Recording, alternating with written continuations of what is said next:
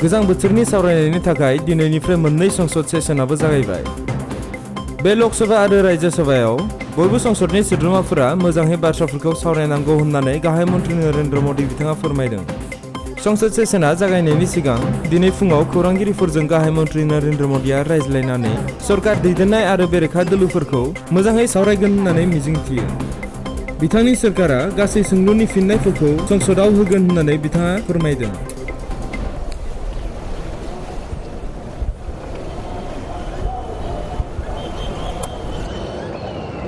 नमस्कार साथियों,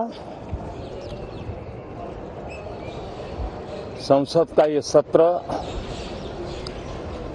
अत्यंत महत्वपूर्ण है।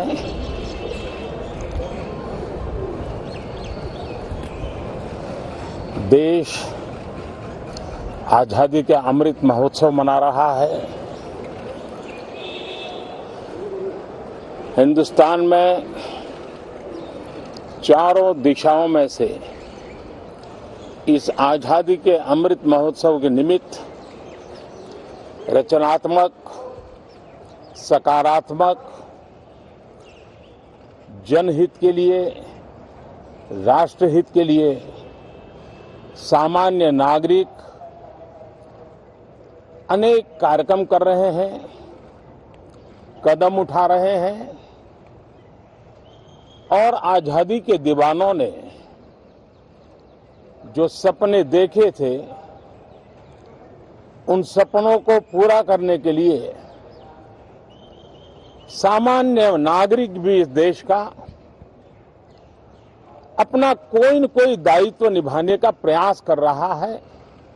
ये खबरें ये अपने आप में भारत के उज्जवल भविष्य के लिए शुभ संकेत है। कल हमने देखा है, पिछले दिनों संविधान दिवस भी नए संकल्प के साथ संविधान के स्पिरिट को चरितार्थ करने के लिए हर किसी के दायित्व के संबंध में पूरे देश ने एक संकल्प किया है। इन सब के परिप्रेक्ष्य में हम चाहेंगे, देश भी चाहेगा, देश का हर सामान्य नागरिक चाहेगा कि भारत का संसद का ये सत्र और आगे आने वाले भी सत्र आजादी के दीवानों की जो भावनाएं थी, जो स्पिरिट था, आजादी के अमृत महोत्सव का जो स्पिरिट है, उस स्पिरिट के अनुकूल संसद भी देश हित में चर्चाएं करे, देश की प्रगति के लिए रास्ते खोजे, देश की प्रगति के लिए नए उपाय खोजे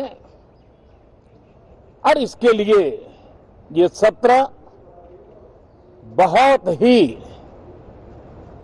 विचारों की समृद्धि वाला, दूरगामी प्रभाव पैदा करने वाले सकारात्मक निर्णयों वाला बने। मैं आशा करता हूं कि भविष्य में संसद को कैसा चलाया, कितना अच्छा कंट्रीब्यूशन किया, उस तराजू पे तोला जाए, न कि किसने कितना जोर लगा करके संसद के सत्र को रोक दिया। ये मानदंड नहीं हो सकता है। मानदंड ये होगा कि संसद में कितने घंटे काम हुआ, कितना सकारात्मक काम हुआ। हम चाहते हैं सरकार हर विषय पर चर्चा करने के लिए तैयार है, खुली चर्चा करने के लिए तैयार है।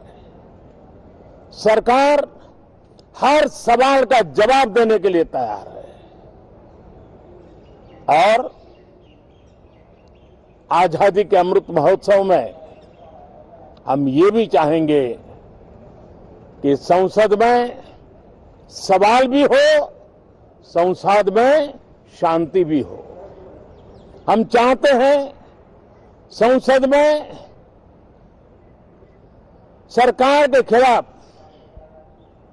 सरकार की नीतियों के खिलाफ जितनी आवाज प्रखर होनी चाहिए हो, लेकिन संसद की गरिमा, स्पीकर की गरिमा, चेयर की गरिमा, इन सब के विषय में हम वो आचरण करें जो आने वाले दिनों में देश की युवा पीढ़ी को काम आए। पिछले सत्र के बाद कोरोना की विकट परिस्थिति में भी देश ने 100 करोड़ से अधिक डोजेज कोरोना वैक्सीन, और अब हम 150 करोड़ की तरफ तेजी से आगे बढ़ रहे हैं। नए वेरिएंट की खबरें भी हमें और सतर्क करती हैं और सजग करती हैं। मैं संसद के सभी साथियों को भी सतर्क रहने के लिए प्रार्थना करता हूं। आप सभी साथियों को भी सतर्क रहने के लिए प्रार्थना करता हूं, क्योंकि आप सबका उत्तम स्वास्थ्य, देशवासियों का उत्तम स्वास्थ्य ऐसी संकट की घड़ी में हमारी प्राथमिकता है। देश के 80 करोड़ से अधिक नागरिकों को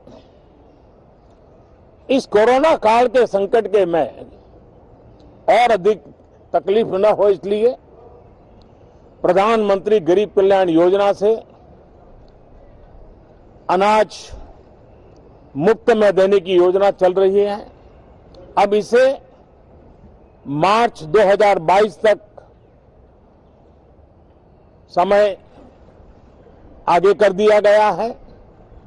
करीब 2,60,000 करोड़ रुपए की लागत से 80 करोड़ से अधिक देशवासियों को